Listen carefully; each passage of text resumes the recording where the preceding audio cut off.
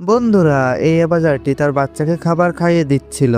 এরপর বাচ্চাটির খাওয়া শেষ হয়ে যায়। এই বিষয়টা কাজে থাকা বিল্লিটি খেয়াল করে এবং বেঁচে থাকা খাবারটুকু সে সাথে তার ছেঁড়া পুটলিতে করে নিয়ে যায়। এই বিষয়টা বাজারের বাচ্চাটি দেখে ফেলে এবং তার সাথে পিছু পিছু করে দেখতে থাকে যে খাবারগুলো সে কোথায় নিয়ে যাচ্ছে।